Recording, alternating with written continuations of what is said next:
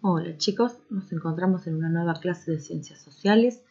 Vamos a comenzar con una nueva unidad que se llama la crisis del orden colonial. En el siglo XVIII, España reorganizó sus colonias para mejorar su control. Sin embargo, hacia 1800, cambios en todo el mundo provocarían la crisis del orden colonial y las revoluciones de independencia. En este capítulo, en esta primera parte, vamos a ver la organización de las colonias, cómo se organizaban política, social y económicamente. Vamos a comenzar con la organización política y económica de las colonias. Luego de la conquista, España tuvo que organizar el territorio. El rey concentraba todo el poder, pero no se ocupaba directamente. ¿Quiénes se ocuparon entonces? Se crearon dos instituciones de asuntos coloniales. La Casa de Contratación, que se ocupaba del comercio y las colonias, de recaudar impuestos y controlar la aduana, y el Consejo de Indias, que se ocupaba de la administración y justicia colonial. En un principio los cargos le pertenecieron a los conquistadores, que recibían el título de capitán adelantado, pero luego, al ver las riquezas del territorio, España comenzó a desplazarlos y por medio del Consejo de Indias nombraron a diferentes gobernadores. El territorio se dividió en dos grandes virreinatos, el Virreinato de Nueva España y el Virreinato del Perú, cada uno gobernado por un virrey que era el representante del rey en América. El virrey se encargaba de la organización política y económica de la región. La organización económica de las colonias. Uno de los mayores intereses de los españoles era extraer riquezas del continente americano. Para hacerlo establecieron un sistema monopólico. ¿Pero qué quiere decir monopólico? Que toda salida y entrada de mercadería era exclusivamente hacia y desde España.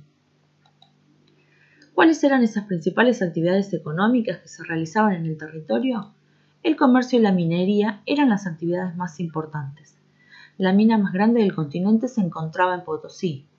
Eso hizo que su ciudad sea la más poblada y rica. Los diversos territorios que se encontraban a su alrededor crecieron enormemente en su economía. Vamos a ver ahora cómo se conformaba la sociedad colonial. La sociedad se organizó a partir de la relación de superioridad que los españoles tenían sobre los indígenas y negros. Esta jerarquía suponía una división en diferentes grupos basada en el color de la piel. En la punta de la pirámide se encontraban los peninsulares, que eran el grupo más importante dentro de la sociedad. Eran nacidos en España y ocupaban altos cargos públicos y religiosos. Luego seguían los criollos, que eran los descendientes de los españoles, nacidos en América. Entre ellos había diferencias de riquezas y de poder. Los más ricos eran propietarios de tierras o comerciantes y podían participar en la administración colonial. Luego seguían los mestizos o castas, que eran los descendientes de la unión entre españoles e indígenas o africanas, o entre indígenas y africanas. Trabajaban en diferentes oficios. Eran peones rurales, artesanos o vendedores ambulantes. Eran libres y podían acumular riquezas. Luego se encontraban los indígenas, que eran considerados libres, pero estaban obligados a trabajar en los campos y en las minas de los españoles peninsulares y criollos. Además debían pagar tributos muy elevados.